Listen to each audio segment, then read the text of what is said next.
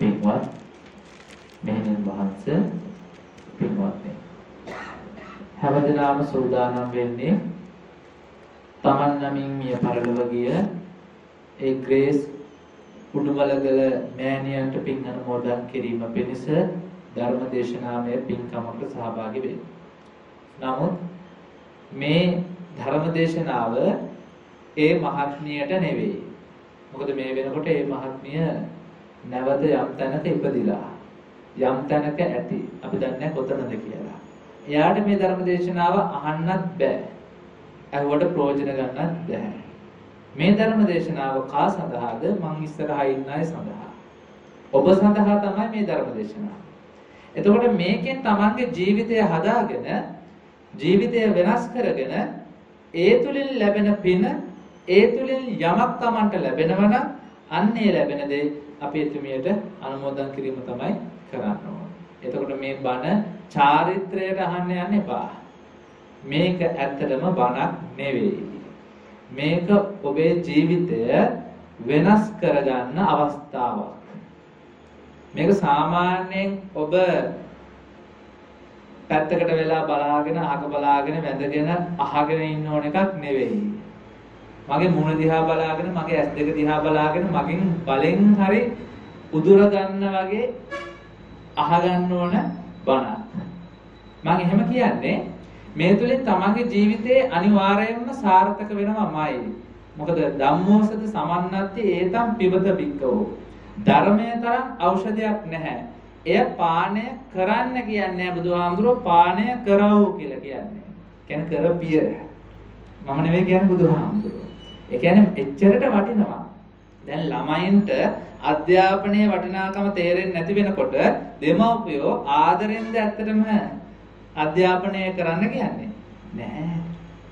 තදින් කියනවා. හොඳින් කියලා ඇහුවේ නැත්තම් තදින් කියනවා. බුදුහාමුදුරුවෝ කියනවා ධර්මයේ නැමැති ඖෂධය පානය කරව කියලා. එතකොට අපි හැමදාම කරන්නේ ධර්මයේ කියන ඖෂධය හදනවා, තම්බනවා නේද? තම්බලා නිකන් අපි තියාගෙන ඉන්නවා චාරිත්‍රයක් විදිහට. ඒක පානය කරලා ඒක පාවිච්චි කරලා අපේ ජීවිතය වෙනස් කරගන්නේ නැහැ ගොඩක් අය. එතකොට අපරාධර බුදුහාමුදුරුවෝ මහන්සි වෙච්ච ටික බුදුහාමුදුරුවෝ සෑහෙන කාලයක් මහන්සි වෙලා බෝධිසත්වවරයෙක් විදිහට පෙරම් පුරලා අමාරුවෙන් හොයාගත්ත එක අපි ප්‍රයෝජනෙට ගන්න නැත්නම් උන්වහන්සේට කරන කෘතගුණයක් නෙවෙයි ඒක. අපි බෞද්ධයෙක් විදියට වෙන්න ඕන ප්‍රධානම දේ තමයි බුදුහාමුදුරුවෝ පෙන්නපු මාර්ගයේ ගමන් කරන්න ඕනේ. ඒ කියන්නේ මහාන වෙන්න කියන්න කියලා නෙවෙයි. ඒ කියන්නේ ඇස් දෙක වහගෙන පැත්තකට වෙලා ඉඳගෙන ඉන්න කියලා විතරක් නෙවෙයි. ඒ කියන්නේ තමන්ගේ තියෙන දේවල් ඔක්කොම කාට හරි දීලා දාන්න නෙවෙයි. මාර්ගය කියන්නේ එතනින් එහාට ගියපු වෙනස් දෙයක්. මාර්ගය කියන්නේ මහාන වීම නෙවෙයි. මාර්ගය කියන්නේ භාවනා කිරීම නෙවෙයි.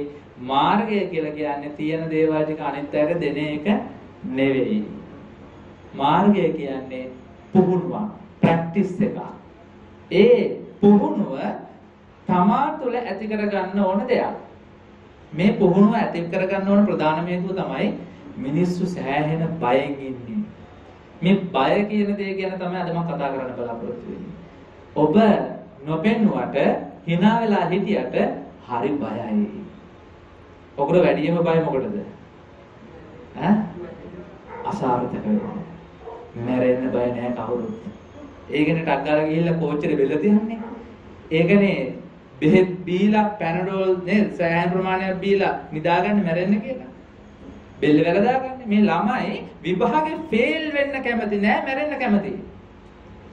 ගෑනු ළමයා තරහ වෙනවට අකමැති මැරෙන්න කැමති. ඒ කියන්නේ මැරෙනවට බය නැහැ කවුරුත්. අසාර්ථක වෙනවට බයයි. ඔබ බය එකම දේ ජීවිතය අසාර්ථක වෙන්න. ඒ බය නොවිය යුතු දේ ඒකම තමයි. අපි හරි බයයි අපේ ජයග්‍රහණය නැති වේවි කියලා. අපි කරන වැඩේ ෆේල් වේවි කියලා. මේ ෆේල් වීම බය වෙන්න කාරණාවක් නෙවෙයි කියලා බුදුහාමුදුරුවෝ හැමතැනම පෙන්නන්නේ. ජීවිතේ වැඩියෙන්ම ෆේල් වෙච්ච එක්කෙනෙක් කවුද කියලා අහුවොත් මම කියනවා බුදුහාමුදුරුවෝ කියලා. බෝධිසත්වවදිවල වැඩියෙන්ම ෆේල් වෙච්ච එක්කෙනෙක්. ඔබට පේන්න තියෙන්නේ අර 550 ජාතකයේ පාස් වෙච්ච ටික විතරයි. එහෙත් බුදුහාමුදුරු ඉපදිලා තියෙන බෝධිසත්වයෙක් විදිහට සාරාසංඛ්‍ය කල්ප ලක්ෂයක්. ඒතර සාරාසංඛ්‍ය කල්ප ලක්ෂයක් පාස් වෙවි ආව නම් උන්වහන්සේ ඒ වෙනකොට බුදු වෙලානේ. උන්වහන්සේ කල්ප ලක්ෂයක් විතර ෆේල් වෙවි ඇවිල්ලා තමයි අන්තිම මොහොතේ පාස් වුනේ. දවසක් එක චිත්‍ර ප්‍රදර්ශනයක් තිබ්බා. මේ චිත්‍ර ප්‍රදර්ශනයේ බලන්න එක කාන්තාවක් ගිහිල්ලා මේ චිත්‍ර ප්‍රදර්ශනයේ කාගේ චිත්‍ර ප්‍රදර්ශනයද කියලා කිව්වොත් පිකාසෝගේ චිත්‍ර ප්‍රදර්ශනය. ඒතර පිකාසෝ ජීවත් වෙලා ඉන්නකොට වෙච්ච සිද්ධියක්. ඒතර මේ චිත්‍ර ප්‍රදර්ශනය බලන්න ගියපු කාන්තාවක් හරි ආදරෙයි පිකාසෝට. යාගේ චිත්‍ර වලට හරි කැමතියි. පිකාසෝව හම්බුණා. හම්බුණාට පස්සේ කියනවා අනේ මම ඔබතුමාට සෑහෙන කැමතියි. ඔබතුමාගේ චිත්‍ර වලට කැමතියි. මට මේ පොඩි සමරුවක් විදියට තියාගන්න මෙන්න මේ කොලේ පොඩි චිත්‍රයක් ඇඳලා දෙන්නව කියලා පොඩි කොලයක් දුන්නලු පිකාසෝට. එයා මොකද කරේ? කුරුටු වලින් ඇඳලු ලස්සන චිත්‍රයක්. තප්පර 30යිලු ගියේ. තප්පර 30න් පැන්සල් ඉරි වලින් ඇඳලු ලස්සන චිත්‍රයක්. ඊට පස්සේ කියනවා ෂා තප්පර 30න් ඇඳපු චිත්‍රය කොච්චර ලස්සනද? බොහොම ස්තුතියි කියලා යන්න හදනකොට පිකාසෝ පොඩ්ඩක් අට්ටුව දාලා ගියා මේ. ඕකට රුපියල් ලක්ෂයක් විතර වෙනවා. ඒ කාලේ හැටියට මම ලංකාවේ රුපියල් වල පරිවර්තනය කරන්නේ ලක්ෂයක් විතර වෙනවා. ඒක ලක්ෂයක් මේ තප්පර 30න් හදපෙකට ලක්ෂයක් වටිනවද මෙච්චර මේ තප්පර 30න් හදපෙක. එතකොට කියනවා පිකාසෝ ඔය තප්පර 30න් අඳින්න ප්‍රැක්ටිස් වෙන්න මං අවුරුදු 30ක් කැප කළා. මගේ ජීවිතේ අවුරුදු 30ක කැපවීමේ ප්‍රතිඵල තමයි මේ තප්පර 30 චිත්‍රය. ඒතර මං අය කරන්නේ මේ තප්පර 30ට නෙවෙයි. අර අවුරුදු 30ට. මම මේ සල්ලි ගැන කතා කරේ ඉල්ලන්න නෙවෙයි මේකේ වටිනාකම පෙන්නන්න කිව්වා. දැන් බලන්න ජීවිතේ අපි සමහර වෙලාවට අර දෙයක් කරනකොට ඒ කරන දේ දිහා බලලා අපි හිතනවා එහෙනම් ඒක තමයි ක්‍රමය කියලා. සාර්ථක වෙන තැන නෙවෙයි අපි බලන්න ඕනේ. සාර්ථක වෙන්න ආපු මාර්ගය. කෙනෙක් ඉන්න තැන නෙවෙයි දියුණු වෙච්ච තැන කියන්නේ. එයා ආපු මාර්ගයයි දියුණු වෙච්ච තැන කියන්නේ. අපි දැනගන්න ඕනේ කෙනෙක් ඉන්න තැන නෙවෙයි එයා ආපු මාර්ගය. වැදගත් වෙන්නේ යන පාර මිසක් අර අවසාන තැන නෙවෙයි. පටාචාර රහත් වුණා. හරි ෂෝක් බලන්නකො අමා මහ නිවනින් සැනසීම උදා කරගෙන ගත්තා කිව්වම සාදු කියලා කියන්න පුළුවන්. හැබැයි පටාචාරා වගේම වෙන්න ලැබේවා කිව්වොත් එහෙම.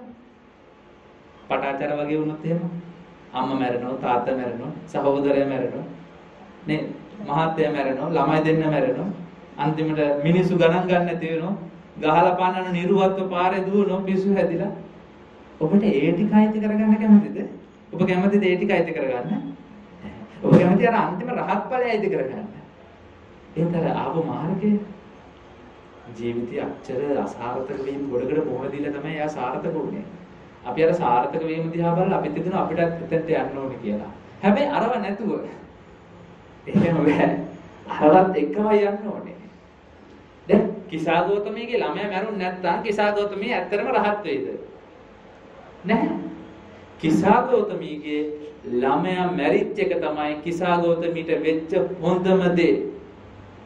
එතකොට කිසాగෞතමී ළමයා මැරිච්ච වෙලාවේ ඇත්තටම හොඳම වැඩේ කිව්වනම් හොඳ නැද්ද? හරිම හොඳම වැඩේ. මම නම් කියනවා හොඳම වැඩේ. කවුරු මැරිච්ච එකද? කිසాగෞතමීගේ ළමයා මැරිච්ච එක. එහෙම නොවුන නම් එයා රහත් වෙන්නේ නැහැ. එයාට අවබෝධය ලැබෙන්නේ නැහැ. සමහර දේවල් ජීවිතේ වෙන්නේ ඇත්තටම වැටෙන්න නෙවෙයි නැගිටින්න වෙන්නේ. එහෙනම් අපි ඇයි මේ අවස්ථාවෙන් ප්‍රයෝජන ගන්න නැත්තේ? කිසాగෞතමී ප්‍රයෝජන ගත්ත නිසා අපි කතා කරනවා යා ගැන. පටාචාර ප්‍රයෝජන ගත්තා, අඟුලිමාල ප්‍රයෝජන ගත්තා. ඒ වගේම සෝපාක සුනීත ප්‍රයෝජන ගත්තා. අපි ඒ දේවල් ප්‍රයෝජනට ගන්න නැතුව අපි ඒ වෙනුවට සුබ අනාගතයක්, සුබ ජීවිතයක්, ලස්සන ජීවිතයක් ප්‍රාර්ථනා කරනවා. බෝධිය කියන්නේ ඔය ජීවිතය පිළිබඳව තියෙන අවබෝධය මිසක් ඔබ දැන් වදින්න යන ගහ නෙවෙයි. මොකද ඔබ ගහ ගාවට ගිහිල්ලා කියන්නේ හැමදෙස්සෙම මොකද්ද? අනේ මගේ ජීවිතේ සාර්ථක කරලා දෙන්න. අපල දුරු කරලා දෙන්න. මගේ විභාගේ පාස් කරලා දෙන්න. මගේ ළමයාට ජොබ් එකක් අරන් දෙන්න. සමහරු බබෙක් දෙන්න කියලා බබාලත් ඉල්ලනවා. බෝධිය කියන්නේ දෙන තැනක් නෙවෙයි. අහිමි වෙනකොට ලැබෙන දෙයක්. බෝධිය කියන්නේ මොකද්ද? දෙන දෙයක් දෙන එකක් නෙවෙයි. අහිමි වෙනකොට ලැබෙන එකක්. බෝධි කියන්නේ අවබෝධය. අවබෝධය ලැබෙන්නේ හිමි වෙනකොටද අහිමි වෙනකොටද? අහිමි වෙනකොට. එහෙනම් අපි අර අවබෝධයේ සංකේතය ගාවට ගිහිල්ලා අනේ මට දෙන්න කියලා අපි ඉල්ලනවා. එතනම අපි ෆේල් නැද්ද?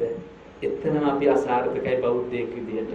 මොකද බුදුහාමුදුරන්ගේ අරමුණ නෙවෙයි එතනින් ඉෂ්ට වෙන්නේ.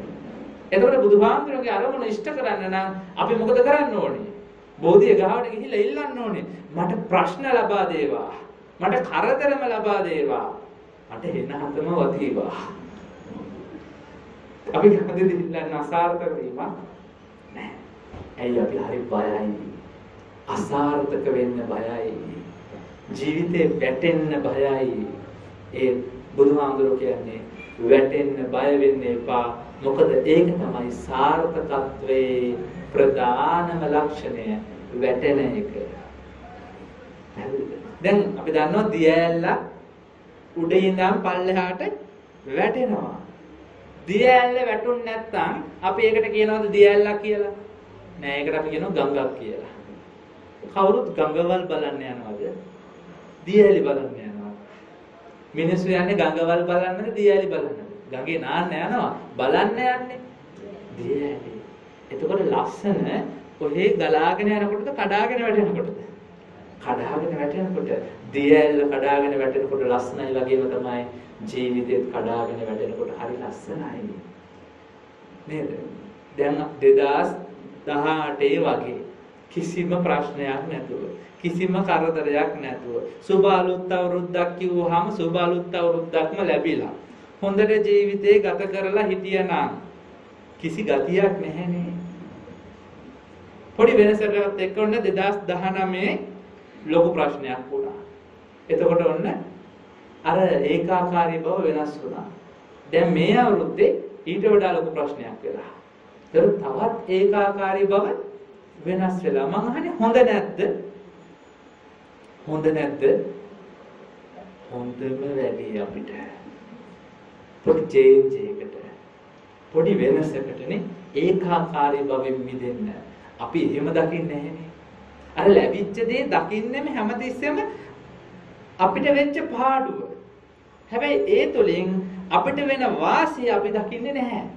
ඒතර බුදුහාමුදුරුවෝ වෙනස් කරන්න කියන්නේ ජීවිතය නෙවෙයි. බුදුහාමුදුරුවෝ වෙනස් කරන්න කියන්නේ සිද්ධිය නෙවෙයි.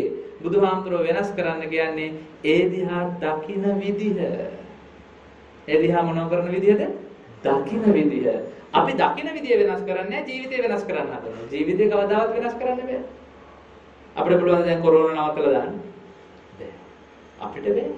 ඒක ඒ වෙලාවට මේ අපේ ඒ දිහා දකින විදිය වෙනස් කරන්න පුළුවන්. නිසා බුදුහාමුදුරුවෝ පෙන්නන්නේ සම්මා දිට්ඨියටපත් වෙන ක්‍රමයක් මිසක් ජීවිතේ සාර්ථක කරගන්න ක්‍රමයක් නෙවෙයි. ලස්සන කරගන්න ක්‍රමයක් නෙවෙයි. කැත තුල ලස්සන දකින්න ක්‍රමයක්. පැහැදිලිද? ඒ කියන්නේ මොන රවුම් කරලා ප්‍රියමනාප කරන ක්‍රමයක් නෙවෙයි බුදුහාමුදුරුවෝ ගන්නන්නේ.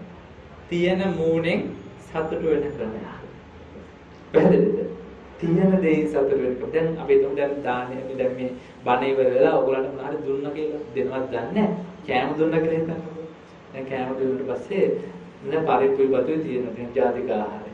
පරිප්පුයි බතුයි අනාගෙන කනකොටම අර එච්චර ඒක රස නැහැ. දැන් එතකොට ටක් ගාලා රස නැහැ කියනකොටම එයා කාලා තියෙන්නේ මේ පරිප්පුද අර පරණ රස පරිප්පුවක්ද? දැන් මේක රස නැහැ කියන්නේ පරණ පරිප්පුවක් එක්ක ගලපලා නෙවෙයිද? ගලපලානේ. එතකොටම ඔබ කාලා තියෙන්නේ මෙතන තියෙන පරිප්පුවද අර පරණ පරිප්පුවද? පරණ පරිප්පුව. එතකොට අපි හැමදේම කන්නේ මොන පරිප්පුවද? පරණ පරිප්පුවමයි. අර එක්ස්පයර් වෙච්ච පරණ පරිප්පු කන පුරුද්දමයි අපි ගාව තියෙන්නේ. අර කාපු පරිප්පුවක් ඔළුවේ තියාගෙන ඒක ආයි ලැබේ කියලා හිත ඉන්නවා. මං අහන්නේ මොකටද පරණ පරිප්පුවක් ඔළුවේ තියාගත්තේ? ඊළඟ මොහොතේ මේ ආහාරය ඔබේ අවසාන ආහාරය වුණොත්, ඔබේ අවසාන රාත්‍රී භෝජනය වුණොත් ඔබට තෘප්තිමත් මරණයක්ද හම්බෙන්නේ අතෘප්තිමත් මරණයක්ද? අතෘප්තිමත් මරණයක්. ඒ පරිප්පුවක් නැහැ. අර මේ කාලේ කාපු පරිප්පුව තිබ්බනමයි. මරුණත් සැපයි. ඒ කාලේ පරිප්පුව. එතකොට එයා මැරෙන්නේ තෘප්තිමත්ව නෙවෙයි. මම කියන්නේ තෘප්තිමත්ව මැරෙන්නේ. කොහොමද තෘප්තිමත් මැරෙන්නේ? ලැබිච්ච පරිප්පුව හොඳම පරිප්පුව කියලා හිතලා කන්නේ. ජීවිතේ ලැබෙන්නේ මේ පරිප්පුව විතරයි නම් අවසාන පරිප්පුව මේක නම් දුකෙන් කනවට වඩා හොඳ නැද්ද සතුටෙන් කන්නේ? එතකොට මේ වෙනස් කරේ පරිප්පු නෙවෙයි. පරිප්පුව දිහා දකින ක්‍රමය, දකින විදිහ. ඒතර මේ දකින විදිහ වෙනස් කරාම අපේ ජීවිතේ ලොකු වෙනසක් පේනවා.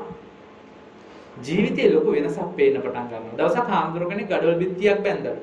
බිත්තිය බැඳලා පිටිපස්සට ගිහින් බලනකොට gadol දෙකක් ඇද වෙලා. මේ හාමුදුරුවෝ හිතේ හැමතිස්සෙම තියෙන අපරාධ කොච්චර ලස්සන වුණාද නේ gadol දෙකක් ඇදුණා. හාමුදුරුවෝ ඔළුවේ හැමතිස්සෙම වැඩ කරනවා අර gadol දෙක. කොහොම වැඩ කරන අතර මේ දවසක් මහත්තයෙක් කිය පැත්තෙන් යනවලු හාමුදුරුවෝත් එක්ක කතා කරගෙන. ඒ මහත්තයා කියනවා ලස්සන බිත්තියනේ හාමුදුරුවෝ. කවුද බැන්දේ? හාමුදුරුවෝ මොන ලස්සනයිද? අර පේන්නේ නැද්ද ගල් දෙකක් ඇද වෙලා තියෙනවා. එතකොට මේ මිනිස්සු කියනවා හාමුදුරුවනේ ඔය දෙකයි නැද වෙලා තියෙන්නේ 1000ක් විතර ඔය කෙලින් තියෙන්නේ. හාමුදුරුවන්ට අර කෙලින් තියෙන ගල් 1000ම පෙවුන්නේ නැහැ. පෙවුනේ මොකද්ද? අර ඇද වෙච්ච gadol දෙක තමයි තිබුණේ. අපි ජීවිතේ ඇද වෙච්ච ගල් දිහා දැක දුක් වෙනවද? කෙලින් තියෙන ගල් දිහා බලලා සන්තෝෂ වෙනවද කියලා ඔබ තීරණය කරන්න. මොකද අපිට අවශ්‍ය වෙන්නේ අවසානයේ සතුට පමණයි. සන්තුට්ටි පරමං ධනං. වෙන සල්ලියක් ඔබට ලැබුණට වැඩක් නැහැ. වෙන මුදලක් ඔබට ලැබුණට වැඩක් නැහැ. ඔබට සතුටු වෙන්න පුළුවන් නම් අන්න ඒක තමයි ඔබේ ජීවිතේ ලබන්න පුළුවන් එකම ධනය. එතනින් හදන්නයක් නැහැ. තෘප්තියයි ධනය. අපි අතෘප්තිමත් වෙන ක්‍රම ඕන තරම් සොයනවා. හැම තැනකදීම අපි සොයන්නේම අතෘප්තියටපත් වෙන ක්‍රමයක්. ඒකට හේතුව අපි අසාර්ථකත්වයට බයයි. අද ඉඳන් පටන් ගන්න අසාර්ථකත්වයට බය වෙන එක පැත්තකට දාලා අසාර්ථක වෙන්නම ලෑස්ති වෙන්න. ඒකට අපි සූදානම් වෙන්නේ සාර්ථක වෙන්නද අසාර්ථක වෙන්නද? ෆේල් වෙන්න ලෑස්ති වෙන්න. අද ඉඳන් විභාගේ ෆේල් වෙන්න ලෑස්ති වෙන්න. හැබැයි ෆේල් වෙන එක හොඳට ෆේල් වෙන්න ඕනේ. නිකන් විභාගේ ලියන්නේ නැතුව කම්මැලි ගමේ පාඩම් කරන්නේ නැතුව ඉඳලා ෆේල් වුණොත් අපි කොහොමද දන්නවනේ ෆේල් වෙනවා කියලා. එතකොට ඒ දුකේ කිසි ගතියක් නැහැ. දුකේ ගතිය වැඩි වෙන්නේ කොහොමද? පාඩම් ගල්ලා නිදි මරාගෙන මහන්සි වෙලා ෆේල් වුණොත් අන්න එතකොට නම් මරෝ. මම කියන්නේ අවසාන ෆේල් වීමේ ප්‍රතිඵලය සතුටින් ලබන්න නම් ඔබට සිද්ධ වෙනවා දැන් මහන්සි වෙන්න. ඇයි? එතකොට පුළුවන් ෆේල් වෙන්න. අපි දැන් හොයන්නේ ඉහළම සාර්ථකත්වයක් නෙවෙයි ඉහළම අසාර්ථකත්වයක්. ඉහළම අසාර්ථකත්වයට යන්න නම් පාඩම් නොකර ඉඳලා ෆේල් වෙලා හරියන්නේ නැහැ. පාඩම් කරලායි ෆේල් වෙන්න ඕනේ. ෆේල් වෙන්න ඕන කොහොමද? පාඩම් නේ ලයිට් බිල හොඳට ලයිට් පාවිච්චි කරන්නේ නැතුව ඉඳලා පරිස්සම් කරලා ලයිට් බිල වැඩි වුණොත් නෙවෙයිද දුක? නෙවෙයිද දුක? නැතුව හොඳට ෆෑන් ටිකක් දාලා ලයිට් ටිකක් දාලා ඔක්කොම දාලා අන්න ලයිට් බිල වැඩි වෙලා යනවා. දැන් ඇත්තටම දුකයිද? කොහොමද පාවිච්චි කරපු තැන වැඩි වුණේ? වැඩියෙන්ම දුක වෙන්නේ අර වතුර රත් කරන්නේ දර රිපේ. පැහැදිලිද? හීටරේ ගහන්නේ. එච්චරට පරිස්සම් කරලා ලයිට් බිල 15000ක් විතර ආවත් එහෙම අන්න ඔක්කොම රත් වෙලා යනවා ඇඟ ඇතුළමනේ. මම කියන්නේ විදුලිය අර පිරිමැස්මෙන් පාවිච්චි කරලා ලොකු බිලක් බලාපොරොත්තු වෙන්නේ. එතකොට ලොකු බිලක් ආවේ නැත්තම් ඒත් කමක් නැහැ හොඳයිනේ. ලොකු බිලක් ආවොත් මොහොර වර මං හිතපු එකමයි උනේ. අපි ලෑස්ති වෙන්න ඕනේ අසාර්ථක වෙන්න. අසාර්ථකත්වයට සූදානමින් හැබැයි අපි වැඩ කරන්නේ මොකටද? සාර්ථක පැත්තට. අපි වැඩ කරන්න ඕනේ අසාර්ථක පැත්තට නෙවෙයි. සාර්ථකත්වයට යන්න උත්සාහ කරනවා. හැබැයි අපි බලාපොරොත්තු මොකද්ද? අසාර්ථක වීම. ගහෙන් වැටුනහම සාමාන්‍යයෙන් කවුරු හරි කෙනෙක් ගහෙන් වැටුනහම උදව්වක් උපකාරයක් නේ බලාපොරොත්තු වෙන්නේ. සාමාන්‍යයෙන් අපි අහලා තියෙනවා කතාවක් ගහෙන් වැටුන මිනිහට ගොනා යන්න වගේ. හැබැයි බෞද්ධයෙක් ගහෙන් වැටුනොත් බෞද්ධය කවදාවත් පිළිසරණක් හොයන්නේ නැහැ. බෞද්ධය හොයන්නේ ගොනෙක් හොයන්නේ. එන්නේ ගහෙන් වැටුණට පස්සේ ඊළඟට වෙන්න ඕනේ මොකද්ද? ගොනාන එක. කෝ ගොනා? දැන් හොයනෝ ගොනා. ඒ කියන්නේ එච්චරට බය නැති කෙනෙක් තමයි බෞද්ධය කියන්නේ. බෞද්ධයා කියන්නේ යතින්ද කීලෝ පටවින් සිතෝසියා. පොළවට හයි කරපු හයිය කණුවක් වගේ හුලඟින් හෙල්ලෙන්නේ නැහැ. ඒ වගේ ඕනම ප්‍රශ්නයකදී ඒවන් නින්දා ප්‍රශංසාසෝ නසබින්ජන්ති පණ්ඩිතා කිසිම නින්දාවකදී කිසිම ප්‍රශංසාවකදී කම්පා නොවන කෙනයි බෞද්ධය කියන්නේ. බෞද්ධය කියන්නේ මේ බුද්ධ සරණං ගච්ඡාමි කියන එක්කෙනාටවත් මේ අවසර කියලා බුද්ධ පූජාව තියෙන එක්කෙනාටවත් නෙවෙයි. බෝධි පූජාව හරිය බුදුන් වහන්සේට ගිලන්පත පූජා කරන කෙනාවත් නෙවෙයි බෞද්ධය කියන්නේ. බෞද්ධය කියන්නේ කවුද? ප්‍රශ්න කරදර සීමාවක් නැතුව එද්දී ඒවට hina වෙලා මුහුණ දෙන්න පුළුවන් කෙනාට කියනවා බෞද්ධය කියලා. මම අහනවා එහෙම බෞද්ධයෙක් අත උස්සන්න. දැන් හෙට මොන වුණත් කමක් නැහැ මම ලෑස්ති. අපි මෙහෙන්නාන්සලට අත උස්සන්න පුළුවන්. එහෙමනේ ඉතින් මහණෝනේ ඔක්කොම අතහැරලා. මම අහන්නේ අනිත් අයට එතකොට බෞද්ධයෙක් කියලා කියන්න පුළුවන්ද? දැන් මම මෙහෙම ප්‍රශ්නයක් අහනවා. මේ තරුණ දුවෙක්ගෙන් හරි මේ තරුණ උපාසකම්ම කෙනෙක්ගෙන් හරි මම අහනවා මැරෙන එකටද කැමති? තව විකල්පයක් දෙනවා. මැරෙන එක හොඳයිද? තමන්ගේ නිර්වත් ඡායාරූපයක් මාධ්‍යයේ ප්‍රචාරය වෙන එකද හොඳ? මැරෙන එකද හොඳ? තමන්ගේ නිර්වත් ඡායාරූපයක් මාධ්‍යයේ ප්‍රචාරය වෙන එකද හොඳ? ගොඩක් අය කියන්නේ මැරෙන්න කොහොමදයි කියලා. එනම් මැරෙන්න බය නැහැ බින්දුවක්වත්. අර නින්දා ටිකටයි බය. අර ලැජ්ජාවටයි බය. අර නම්බුව නැති වෙන එකටයි බය. පැහැදිලිද? මැරෙන්න බය වෙන්න කමක් නැහැ. අරවට බය වෙන්න එපා. මැරුණාට පස්සේදී අපායයි දන්නේ නැහැ. ජීවත් වෙලා ඉන්නකොට අර නින්දා ටිකට තමයි බය. පුදුම බයක්. එන ලෑස්ති වෙලා ඉන්න ඕනම වෙලාවක තමන්ගේ ඡායාරූපයක් අද ප්‍රවෘත්ති වල පෙන්නාවේ කියලා. එතකොට යා ලෑස්ති වෙලා ඉන්නෙම නින්දාවට නෙමෙයිද? දැන් නින්දාවට ලෑස්ති වෙලා ඉන්න කෙනාට නින්දා කළොත් නින්දාවක් ලැබුණොත් එයා ලොකුවට කම්පා වෙනවද? දැන් ගමේ ඉන්නව කවුරු හරි මිනිස්සෙක් කොයි වෙලාවෙත් බීලා කුණු හarpෙන් බයින. එයා ගාවින් යනකොට උපාසකම්ම කෙනෙක්ට හරි මහත්තයෙක්ට හරි මේ මිනිස්සයා කුණු හarpෙන් කියන්න පුළුවන් හොඳම දේවල් කියලා බයිනවා. මම අහන්නේ ලොකුවට රිදෙනවද? නෑ වේදනාව එච්චර නෑ කොහොමත් ඔය මිනිහා හැමෝටම බයිනවා. ඒ කවදාවත් ඔබට බයින්නේ නැති. හීනකින්වත් බණී කියලා හිතන්නේ නැති කෙනෙක් ඔබට බැන්නොත් ඔබට දැනෙන වේදනාව කොහොමද?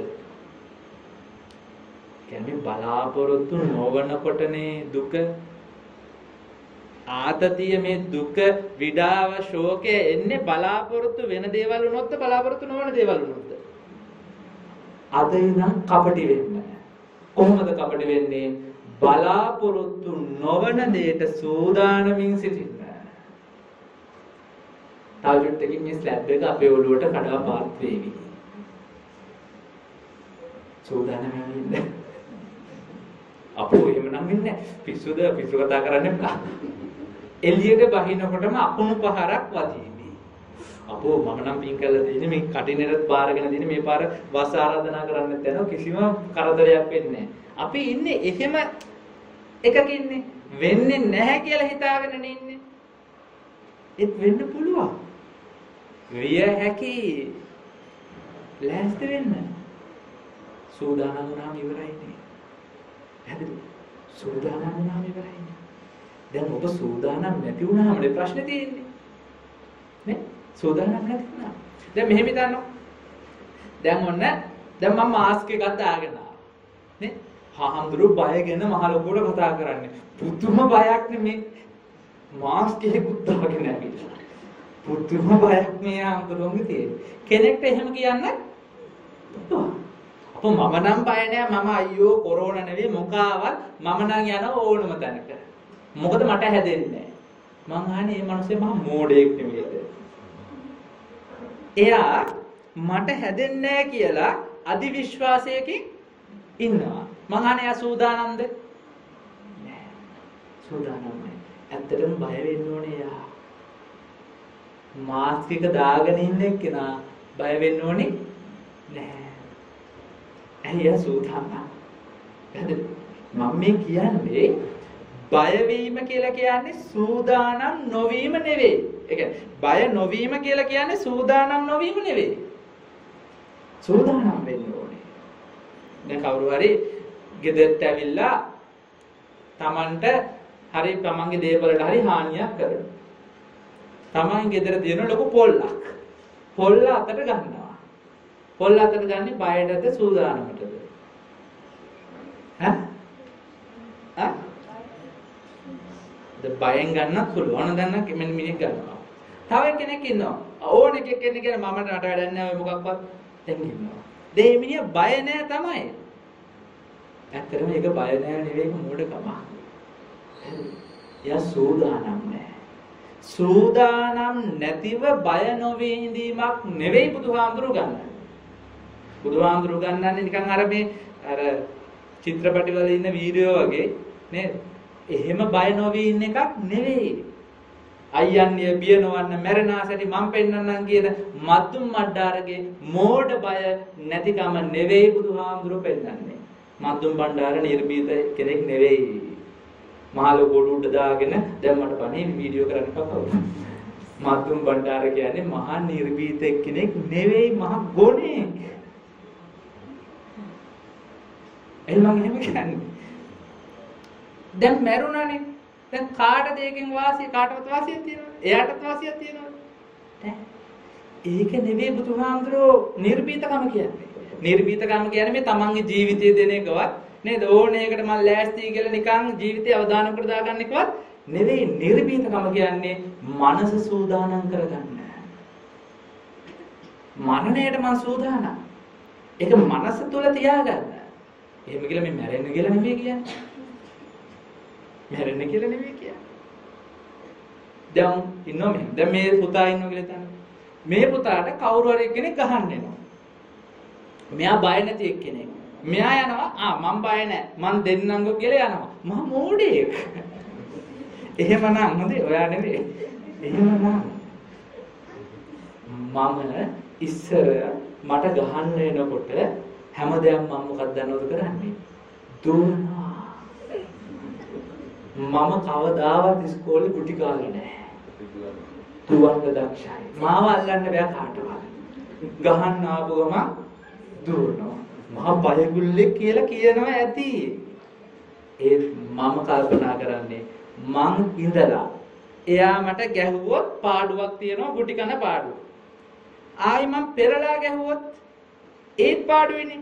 යන්න වෙනවා ප්‍රින්සිපල් ගාවට අර හදාගෙන හිටපු නම්බු නැති වෙනවා. ඒ වගේම අකුසල කර්ම සිද්ධ වෙනවා. ඒ මිනිසයා මැරුණොත් ඒ කොල්ල මැරුණොත් ඊට වඩා ලොකු ප්‍රශ්න වලට මුහුණ දෙන්න වෙනවා. එතකොට මම ඇත්තටම බයටද දුවේ සූදානම් වීමටද? ඒක තමයි නිර්භීතකම. නිර්භීතකම කියලා කියන්නේ ෆයිට් එකකදී ගිහලා ෆයිට් කරන එක නෙවෙයි. ඒක මෝඩකම. ෆයිට් එකකදී ෆයිට් නොකර ඉන්න ක්‍රමයක් සොයන එක තමයි නිර්භීතකම.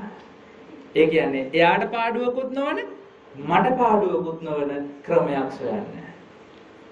පැහැදිලිද? මේ ඕගොල්ලෝ මේ නිර්භීතකම කියන එක මහා පුස්සක් කරගෙන මහා මෝඩකමක් විදිහට තමයි නිර්භීතකම පෙන්නන්නේ.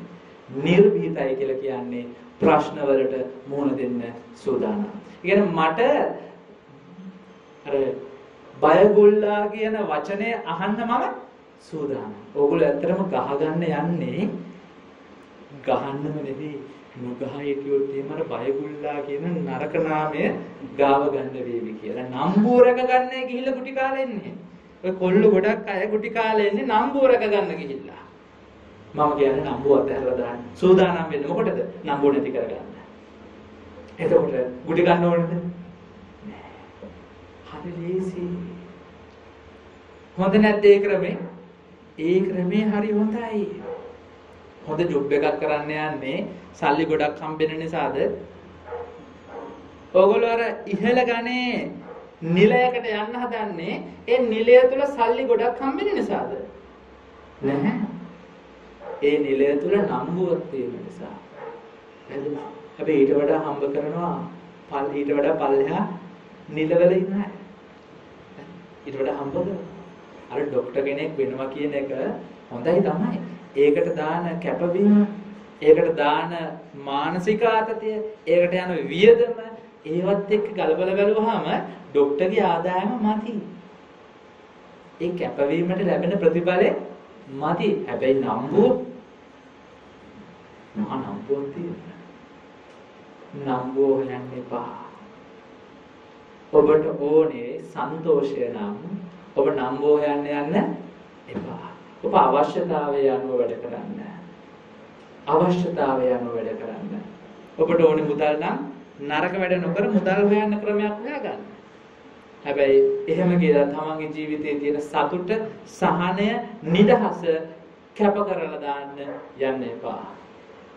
ඒ කියන්නේ ડોක්ටර්ස් ලැබෙන්න එපා කියලා නෙවෙයි. මම මේ ලෞකික දෙයක් කියනව නෙවෙයි. මේක ඇතුලේ මහා ලෝකෝත්තර කතන්දරයක් තියෙනවා.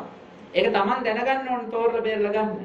ජීවිතයේ ජීවත් වීම තමයි නිර්වාණ මාර්ගය කියන්නේ. නිර්වාණ මාර්ගය කියන්නේ ප්‍රශ්න ආවහම, කරදර ආවහම ගිහිල්ලා කැලේ තියෙන කුටියකට ගිහිල්ලා හැංගිලා ඉන්න එක නෙවෙයි නිවන් මඟ කියන්නේ.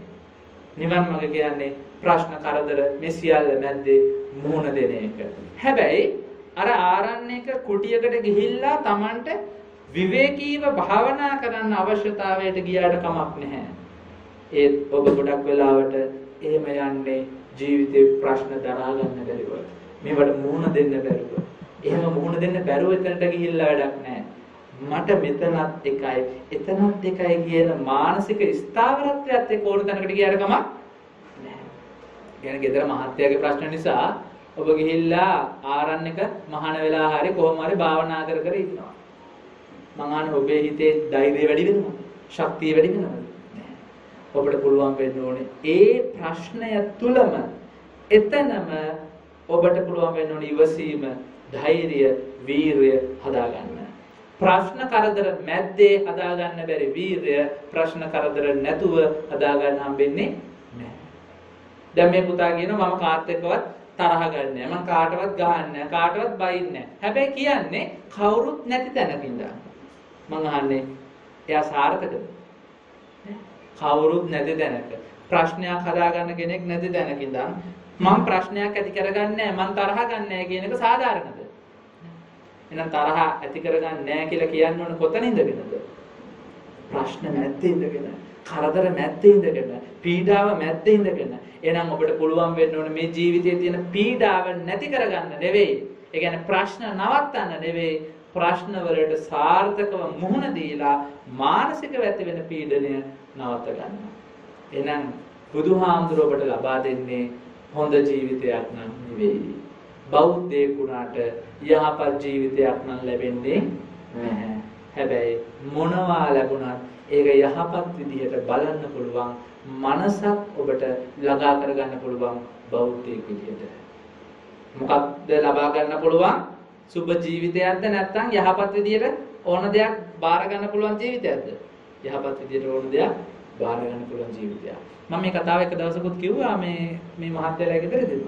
දවසක් මේ එක ගෑනු කෙනෙක් අඬාඬ මහාචාර්යතුමෙක් ගාවට ගිහින් කියලා මේ මහාචාර්යතුමාට සෑහෙන ප්‍රශ්න. මට කරදර. හිත හදාගන්න ක්‍රමයක් කියන්න. ඒතර මහාචාර්යතුමා කියන එන්නකම් මොන හරි බොන ගමන් කතා කරමු කියලා මෙයාව ඔෆිස් එක පැත්තට එක්කන් යනවා. ලෙක්චර් රූම් එකේ නා ඔෆිස් එක පැත්තට යනවා. දැන් මෙහෙම යනකොට මේගොල්ලෝගේ ඉස්සරහෙන් වැටෙනවලු ලෙමන් ගෙඩිය. ලෙමන් කියන්නේ දෙහි జాතිය. ඇඹුල්. එතකොට මේ ගෑනු කෙනා කියන අපරාධ මහාචාර්යතුමා දොඩම් ගෙඩියක් වගේ වුණා නම් කන්නත් එපා. ලෙමන් කටේ තියන්නවත් බෑනේ ඇඹුලයිනේ කිව්වා. මහාචාර්යතුමා මුකුත් නොකිය ඔෆිස් එකට ගියා ගෑනු කෙනාට ඉඳ ගන්න කිව්වා. ලෙමන් ගෙඩිය කැපුවා වීදුරුවකට මිරිකුවා. අයිස් කැට දැම්මා, සීනි ටිකක් දැම්මා, ලුණු ටිකක් දැම්මා, වතුර ටිකක් දැම්මා, බීම් බටයක් දැම්මා ගෑනු කෙනාට ගිහින් දුන්නා. ගෑනු කෙනා බීලා කියන ෂා රස ජූස් එකක් මහාචාර්යතුමා. මහාචාර්යතුමාගේ ඔය ටිකකට කලින් කිව්වේ අර මහා ඇඹුලයි අර ලෙමන් කියන දොඩම් තිබ්බනම් හොඳයි කියලා කිව්වේ නැද්ද? අන්නේ ලෙමන් ගෙඩිය මං හැදුවේ. ජීවිතේ ඔබට ඇඹුල්ලෝ ලෙමන් ගෙඩියක් ලබා දුන්නොත් ඒකෙන් රසවත් ජූස් එකක් හදාගන්න ඉගෙන ගන්න. ජීවිතේ දෙන්නේ ඇඹුල් කටුක අමිහිරි අත්දැකීමක් වෙන්න පුළුවන්. ඔබ දැනගන්න ඕනේ රසවත් ජූස් එකක් හදාගන්න. නැතුව මේ අනේ මට දොඩම් ලෙමන් එපා, මට දොඩම් ලැබේවා කියලා බෝධි පූජාවක් නවග්‍රහ ශාන්තියක් කරලා හරියන්නේ නැහැ. ඊයේ පෙරේදත් ස්වාමින් වහන්සේ කෙනෙක් කියන එකක් අහලා මට ඉතින් ඇත්තටම ඇතුලෙන් අභ්‍යන්තරව ලොකු වේදනාවක් බුදුදහම පිළිබඳව මිනිස්සු දරන විදිය ගැන ඇති වුණා. ඒ හාමුදුර පැහැදිලි ඒ හාමුදුර කෙනෙක් විවේචනය කරනව නෙවෙයි. ඒ හාමුදුර පැහැදිලි කළේ කරගුණ සැලකීම ගැන. කළගුණ සැලකීම ගැන කියනකොට බොහෝම ඉහළින් පැහැදිලි කරපු දෙයක් තමයි දෙවෙනි සතිය. සත් සතියෙන් දෙවෙනි සතියේ බුදුහාමුදුර බෝධින් වහන්සේ ගාවටම වෙලා ඇසෙපිය නොවෙලා බෝධින් වහන්සේට කෘතගුණ සැලකුවා කියලා ඔබ අහලා නැද්ද? අහලා තියෙනවනේ. බෝධින් වහන්සේට ඇසෙපිය නොවෙලා කෘතගුණ සැලකුවා. මම අනිත් පැත්තට කල්පනා කරන්නේ මෙහෙමයි. මම පුංචි කාලේ ඉඳන් මම මෙහෙමයි. මම කල්පනා කරන්නේ බෝධියකට, ඒ කියන්නේ ගහකට නම් කෘතගුණ සලකන්න ඕනේ ඇස් දෙක මෙහෙම අරන් ඉඳලාද වතුර ටිකක් දාලාද? බුදුහාමුදුරන්ට පොඩ්ඩක් මොකක් හරි වෙලා එහෙනම් එතනදී. ඒ කතාවේ එහෙමනම් ඇත්තටම බුදුහාමුදුරුවෝ බෝධින් වහන්සේ දිහා බෝධිය දිහා සතියක් නෙමෙයි සති 7ක් බලන් හිටිය තමයි. ගහ නෙවෙයි. බෝධිය බුද්ධත්වය. උන්වහන්සේට මොකද වුනේ කියලා සති 7ක් තිස්සේ බැලුවා මට මොකද වුනේ? මම මේ දුවගෙන ලොකු ගමනක් ආවා. ඇවිල්ලා දැන් මම මුදුනටම ආවා. එකපාරටම අවබෝධයටපත් වෙච්ච කෙනෙක්ට තේරෙන්නේ නැහැ මොකද උනේ කියලා. උන්වහන්සේ සති 7ක් තිස්සේ උන්වහන්සේගේ මානසික පරිවර්තනය පිළිබඳව සොයා බැලුවා. ඇසිපිය නොහෙලා බලන් හිටියා අභ්‍යන්තරේ දිහා. ඒක මෙහෙම නෙවෙයි. ඒක මේ අර සාහිත්‍යානුකූලව ඉදිරිපත් කරපු එක. අපි හිතන් ඉන්නේ මේ ගහ දිහා බලන් හිටියා කියලා. බෝධින් වහන්සේ කියලා කවදාවත් ඒ කාලේ ඇසතු ගහට කිව්වේ නෑ මේ පස්සේ තමයි කියන්න පටන් ගත්තේ. ඒකට බුදුහාමුදුරුවෝ දවස් 7ක් තිස්සේ ගහ දිහා බලන් හිටියේ නැත්තම් එතන කලගුණ සැලකීමක් තියෙනවද? බුදුවරු කලගුණ සලකනවද?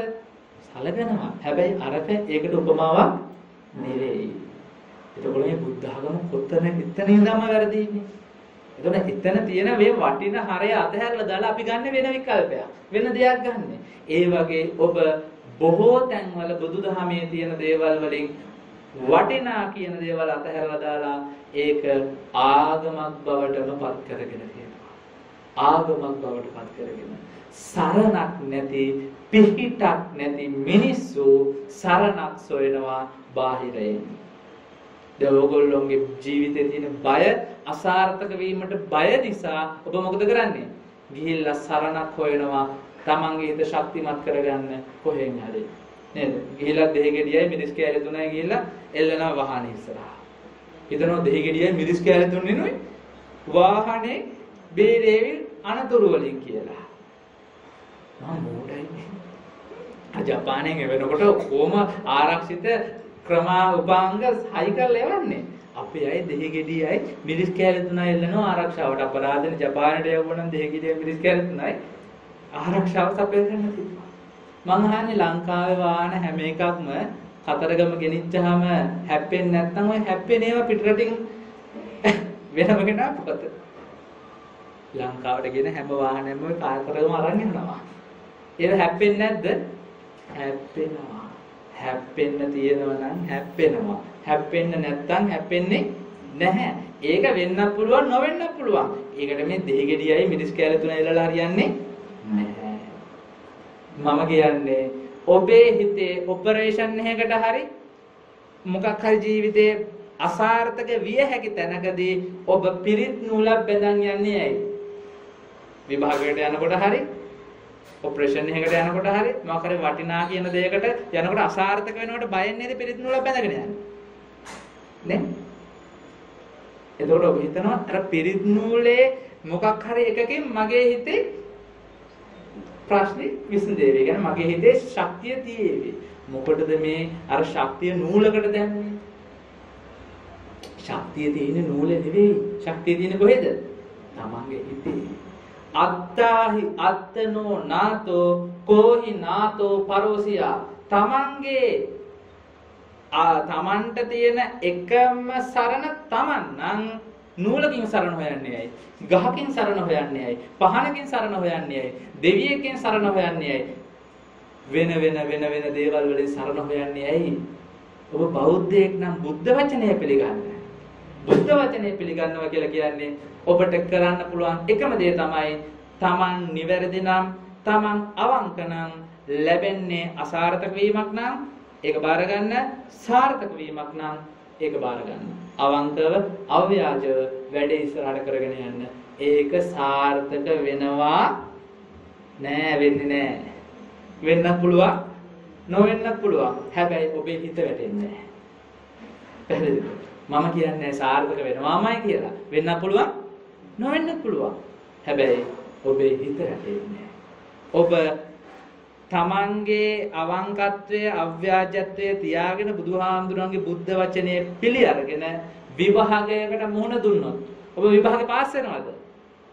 කවුද දන්නේ? පාස් වෙන්න පුළුවන්, ෆේල් වෙන්න පුළුවන්. ඒ පාස් වුණත් ඔබ සතුටින්, ෆේල් වුණත් ඔබ සතුටින්. අන්න එතකොට ඔබ අසාර්ථකද සාර්ථකද? එතකොට මේ බුදුහාමුදුරුවෝ මේ විභාග ෆේල් කරන ක්‍රමයක්, පාස් කරන ක්‍රමයක් නෙවෙයි උගන්වන්නේ. බුදුහාමුදුරුවෝ ගන්නන්නේ සිත වට ගන්න නැතුව තියාගන්න ක්‍රමයක්. නැතුව බුද්ධ ධර්ම ගන්න එපා විභාග පාස් කරවන්න. බුද්ධ ධර්ම ගන්න එපා ළමයි හොයා, කියන්නේ ළමයි නැති අයට ළමයි ලබා ගන්න. බුද්ධ ධර්ම තියාගන්න එපා රස්තාවල් නැති අයට රස්තාවල් හොයා ගන්න. බුද්ධ ධර්ම ඒ කිසිවකට උදව් කරන්නේ නැහැ. බුදුහාමුදුරුවෝ ඔබට කිසිම මොහොතකදී හාල්ලටයක්වත් දෙන්නේ නැත. ඔබ විසින් ඒ සොයාගත යුතුයි. හැබැයි බුදුහාමුදුරුවෝ ඔබට දෙයක් දෙනවා. හාල් නැතත් සතුටින් ඉන්න. පැහැදිලිද? කන්න නැතත්, බොන්න නැතත් සන්තෝෂෙන් ඉන්න ක්‍රමයක් බුදුහාමුදුරුවෝ පෙන්නනවා. ඒතර ඔබට බුදුහාමුදුරුවෝ දෙන්නේ මොකද්ද? සතුට. දවසක් මම දැක්ක ඉංග්‍රීසි කතාවක් තියෙනවා. එක හාමුදුරුවෝ කෙනෙක් ඇවිල්ලා අහනවා බුදුහාමුදුරුවන්ගෙන් I want happiness කියලා. ඒක ඉංග්‍රීසි වලින් තිබ්බේ. එතකොට බුදුහාමුදුරුවෝ කියනවා මුලින්ම ඉවත් කරන්න want කියන එක. ඒ කියන්නේ මට ඕනේ කියන එක අයින් කරන්න. ඊට පස්සේ අයින් කරන්න I කියන එක, මම කියන එක අයින් කරන්න. ඒතර මමයි I කියන එකයි want කියන එකයි අයින් කරාම ඉතිරි වෙන්නේ මොකද්ද? happiness. මමයි ඕනේ කියන එකයි අයින් කළා දැම්මම ඔබට සතුට ඉතිරි වෙනවා. එහෙනම් සතුට සොයාගෙන යන්න එපා. සතුට ඔබට හම්බෙවි. ඔබට කරන්න තියෙන්නේ මොකද්ද? ජීවිතේ ලැබෙන දේවල් සන්තෝෂයෙන් බාර ගන්න. ජීවිතේ විඳින්න, ජීවිතේ අත්විඳින්න ඒ දේවල් වලදී කිසිම මොහොතකදී ඒක සාර්ථක වීම හෝ අසාර්ථක වීම කියලා බෙදන්න යන්න එපා. ජීවිතේ දෙකම සාර්ථක වීම. පාඩමක්. ෆේල් වීමත් පාඩමක්. පාස් වීමත් පාඩමක්. පැහැදිලිද කියන්නේ? දැන් මේ බණට මම හාමුදුරුවෝ ආවේ නැහැ කියලා හිතන්නකො. හාමුදුරුවෝ වැඩි නෑ. ඒකත් හොඳ පාඩමක්. ඇයි? හාමුදුරුවෝ අපිට එන්නේ නැතුව බලාපොරොත්තු කඩ වුණාම ඇති වෙන වේදනාව පිළිබඳව ඉගෙනුවා. ඒකත් ඉගෙනීමක්ද නැද්ද? එහෙනම් අද ඉඳන් මම බලාපොරොත්තු වෙන්න ඕනද නොවී ඉන්න ඕනද? අන්න ඒක තමයි පාඩම. බලාපොරොත්තු ඇති කරගෙන ඒව කඩ වුණාම වේදනාවක් එනවා නම් අද ඉඳන් මොකද කරන්න ඕනේ? බලාපොරොත්තු නොවී ඉන්න ඕනේ. ඒ කියන්නේ වෙන්න පුළුවන් හැමතිස්සෙම ඉන්න දෙපැත්තටම සූදානම් වෙලා. අද කෑම දෙන්නත් පුළුවන් කන්න. කෝකටත් හාල් ටික ගෙදර තියෙනවා, හරි පරිප්පුවක් තියෙනවා, කමන්න මැගි පිටි කරලා පොල් ගෙදර තියෙනවා නම් දාගෙන හදාගන්න පුළුවන්. ලෑස්ති වෙලා බණ ගෙදර ඉන්න. දෙයිද දන්නේ නැහනේ කෑම. දෙයිද නොදෙයිද කවුද? දැන් කවුරු හරි කෙනෙක් දෙයිමයි කියලා හිතාගෙන ඉනවා. ගෙදරත් මුකුත් නැහැ. දැන් බණාන ඉන්නෝ දෙන්නේ කහටක් කෝපයක් කම්පිට. දැන් ඉතින් ඉවරයිනේ. මම කියන්නේ එහෙම එපා. ලෑස්ති වෙන්න. මොකටද? දෙපැත්තට. මෙහෙම වුණොත් මෙහෙමයි, අර වුණොත් අරමයි. අන්න මධ්‍යස්ථ චින්තනයක් බුදුහාමුදුරු ගන්නන්නේ. ඒ කියන්නේ ධනාත්මකත් නැහැ, ඍණාත්මකත් නැහැ. ධනාත්මක වෙන්න ඕනේ නැහැ, ඍණාත්මක වෙන්න ඕනේ නැහැ, යථාර්ථවාදී වෙන්න. මේ දෙකෙන් ඕනෙකට මම ලෑස්ති වෙනවා කියලා හිතාගෙන ඉන්න. බහුම් වේ සරණං යන්ති පබ්බතානි වනානිච. මිනිස්සු බොහෝ සරණ යනවා. පර්වතයන්, වනයන්, ආරාම රුක්ක ඡේදයානි, ආරාම රුක්ෂ චෛත්‍ය මේවා මිනිස්සු සරණ යනවා. ඇයි? මනුස්සා බයතජ්ජිතා. මිනිස්සු බයෙන් තැති අරන් ඉන්නේ. මම කියන එකක් නෙවෙයි, බුදුහාමුදුරුවෝමයි කියන්නේ. එහෙනම් බෝධිය සරණ යනවා නම් එහෙනම් පිරිත් නූල් සරණ යනවා නම්, දෙයියෝ සරණ යනවා නම්, කේන්දරේ සරණ යනවා නම් ඔබ මොනව වෙලාද? ඔබ බය වෙලා. මොකටද බය වෙලා තියෙන්නේ? අසාර්ථක වීමට. බය වෙන්න එපා. මොකටද? අසාර්ථක වීමට. ඇයි? අසාර්ථකත්වය ඔබට කියා දෙනවා පණිවිඩයක්. චුල්ලපන්තකගේ අතට රෙදි කෑල්ලක් බුදුහාමුදුරෝ දීලා පිරිසිදු කරනවා කියලා පිරිමදින්න කිව්වා. හැබැයි ඒ රෙදි කෑල්ල පිරිසිදු වෙනව වෙනුවට පිරිසිදු වුණාද අපිරිසිදු වුණාද? අපිරිසිදු වුණා. චුල්ලපන්තක බැලුවා මම මේ හිතන්නේ පිරිසිදු වෙන්න කියලා. ඒත් මේ රෙද්ද පිරිසිදු වෙන්නේ නැහැ අපිරිසිදු වෙනවා. ඒ කියන්නේ මගේ අතේ තියෙන රෙද්දවත් මං කැමති විදිහට තියාගන්න පුළුවන්ද? මගේ අතේ තියෙන රෙද්දවත් මං කැමති විදිහට තියාගන්න බැරි නම් අනික් රෙද්දවල් ගැන තවල් කතා. ඒ මගේ අතේ තියෙන එකවත් මං කැමති විදිහට තියාගන්න බැරි නම් අනිත් ඒවා කොහොමද මං කැමති විදිහට තියාගන්නේ? මං නෝනාව කොහොමද මං කැමති විදිහට තියාගන්නේ? දරුවෝ කොහොමද මං කැමති විදිහට තියාගන්නේ? ඊර කොහොමද මං කැමති විදිහට තියාගන්නේ? බස් වලට ගිහින් බස් එක කොහොමද මං කැමති වෙලාවට ගෙන්න ගන්නේ? මං කැමති විදිහට ගෙන්න ගන්න බෑ. මොකද මගේ කකුල් දෙකවත් මං කැමති විදිහට තියාගන්න බෑ. දැන් කීවතාවක් එහාට දැම්මද මෙහාට දැම්මදනේ? මගේ කකුල් දෙකවත් මට පාලනය කරන්න බැරි කොට මං කොහොමද ලෝකේ පාලනය කරන්නේ? හරිද? මම හදනවා මේ ලෝකය පාලනය කරන්න. ඒ වුණාට මට මගේ කොණ්ඩ ගහක් පාලනය කරගන්න බෑ. මං කැමති විදිහට මගේ අතක් පයක්වත් තියාගෙන ඉන්න බෑනේ. දැන් ඔළුව තියාගෙන ඉන්නත් බෑ මං කැමති විදිහට. එහෙට කරාම මෙහෙන් රිදෙනවා අරහෙන් තියනවා. එහෙනම් මගේ ශරීරයවත් මට පාලනය කරන්න බෑ. එහෙනම් පාලනය කිරීම අතහැරලා දාන්න. ඒ දේවල් වලට ඒ දේවල් වල පාඩුවේ තියෙන්න දෙන්න. මල් වලට පිපෙන්න දෙන්න. මල් වලට පළ වෙන්න දෙන්න. ගඟට ගලාගෙන එන්න දෙන්න. ගඟට එහෙමම යන්න දෙන්න. ඉරට උදා වෙන්න දෙන්න. ඉරට බැහැලා යන්න දෙන්න. මිනිස්සුන්ට ඉපදෙන්න දෙන්න. මිනිස්සුන්ට මැරෙන්න දෙන්න. ඒ දෙකටම ඔබ සමානව මුහුණ දෙන්න. සාර්ථකව ඔබ ජීවිතේ බාර ගන්න. ඒ බාර ගන්න කියනකොට මට හැමදෙස්සෙම කතාවක් ඔළුවට එනවා. ඒ කතාව මම කියලා ඇති හැම බණකදීම මම කියන හැම බණකදීම ඒ කතාව මම නොකිය ඉන්න හදනවා. හැබැයි මට එන්නේ මේ කතාවමයි අවසානය. අනේ පුදුම කරුමයක්. මගේ බණ ටීවී එකෙන් ඇහුවත් අනිවාර්යෙන් ඒ බණ තියෙනවා. හැමෝම හිතනවා එකම බණ හාමුදුර හැමදාම කියන්නේ නෑ.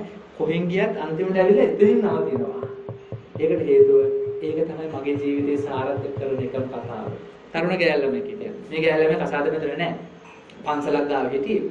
හදිසියෙම ඒ ගෑල්ල ළමයා ප්‍රෙග්නන්ට් වුණා. ළමයෙක් හම්බෙන්න ආවා.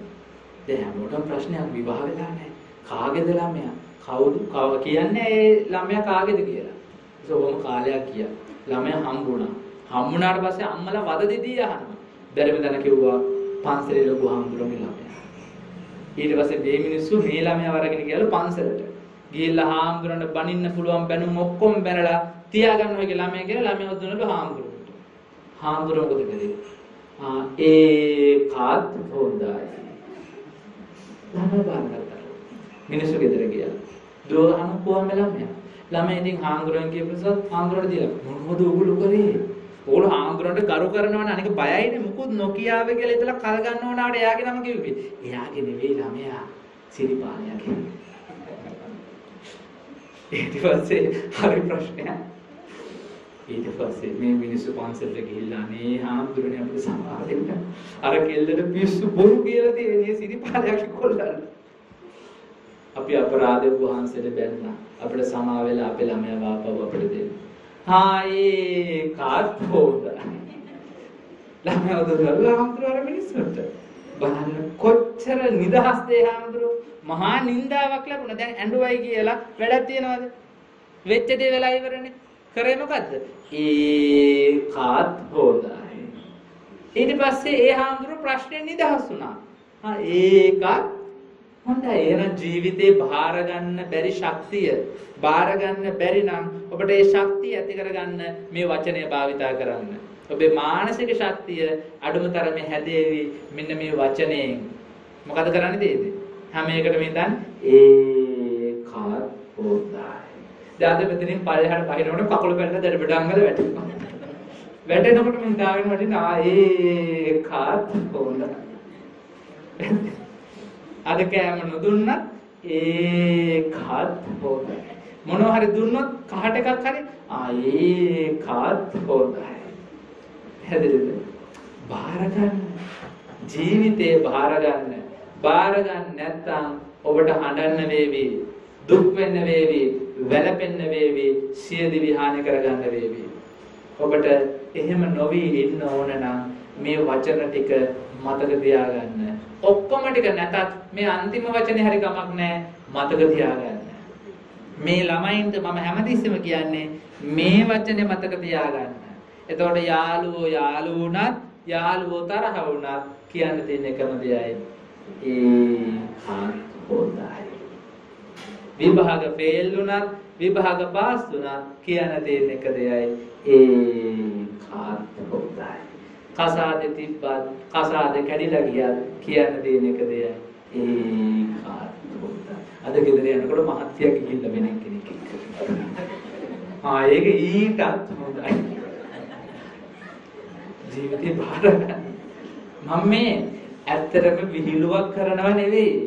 මේ කියන එක ඇතුලේ පොඩි විහිළුවක් වගේ තිබ්බට මේක විහිළුවක් නෙවෙයි. මේක සෙල්ලමක් නෙවෙයි. මේ ජීවිතේට ගන්න පුළුවන් වටිනා කියන කෑල්ලක් මේ උගන්වන්නේ. ඒ දේ ගන්න නැතුව අර පුංචි වැඩක් නැති කෑලි ටික විතරක් තියාගෙන හරියන්නේ නැහැ. මම කියන්නේ මේ ධර්මදේශනාවේ ඇතුලේ තියෙන විහිළු පොඩ්ඩක් පැත්තකට දාලා මේක ඇතුලේ ඔබේ ජීවිතය හදාගන්න තියෙන කෑලි ටික අල්ලගන්න. ඒ ජීවිතේ ඒ කෑලි ටික අල්ලගත්තොත් මේ ළමයි මේ වැඩිහිටියෝ කිසි කෙනෙක් වැටෙන්නේ නැහැ අද ඉඳන්. ඉන්ද්‍රකීලයක් වගේ ශක්තිමත් වෙච්ච කෙනෙක් බවට පත් වේවි. මිනිස්සු බණීවි. ඔබ හිත ඇතුලෙන් හිතන්න ඒකත් හොඳයි. එතකොට මේ බැනුම ඔබට බැනුමක් වගේ රිදෙනවද?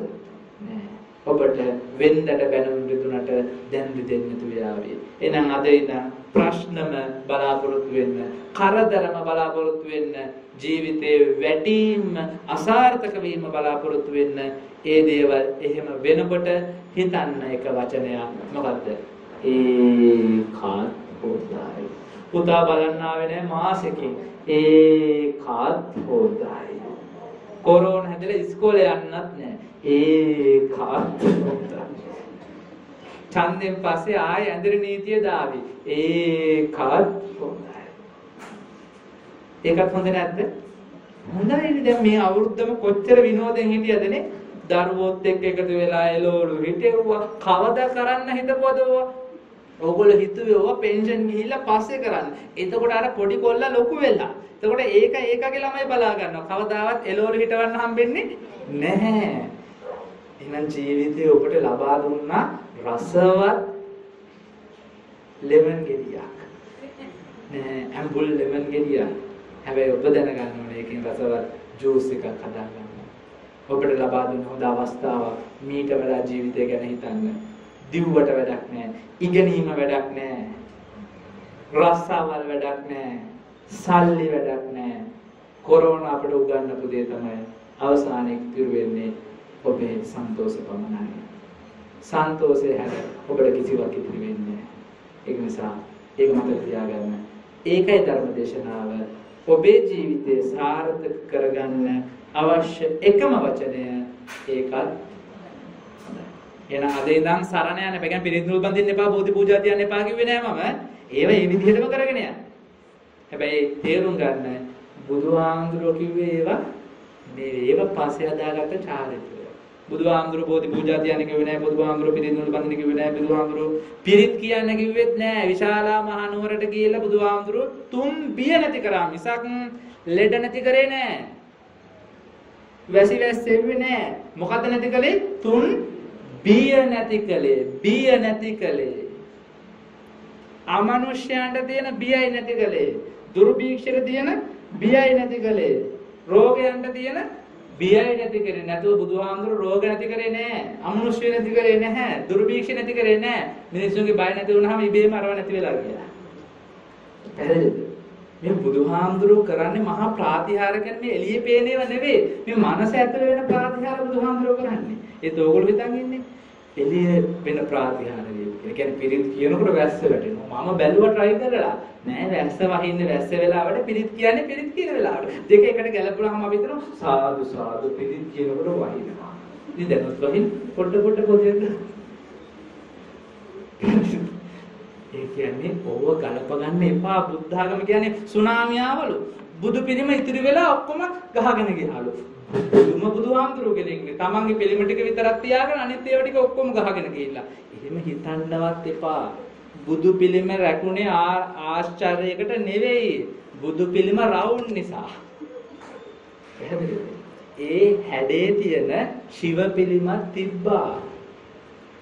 ජේසු පිළිමත් කැඩුන්නේ නැහැ තිබ්බා. එහෙනම් අපිට පෙවුනේ බුදු පිළිමේ විතරයි. කතරගම පිළිම නම් කැඩලා ගිය අත් ගොඩයිනේ. මම කියන්නේ බුද්ධ ධර්ම කියන්නේ මහා ආශ්චර්යයක් තමයි. එළියෙන් පේන ඔබ දකින්න නෙවෙයි ඔබේ මනස තුළ ක්‍රියාත්මක වෙන. මම මේ කියන පුංචි කෑලි අල්ලලා මට බයින්න එපා. ඒකත් හොඳයි කියලා බාර ගන්න. පැහැදිලිද? හොඳයි. ධර්ම දේශනාව අවසానයි.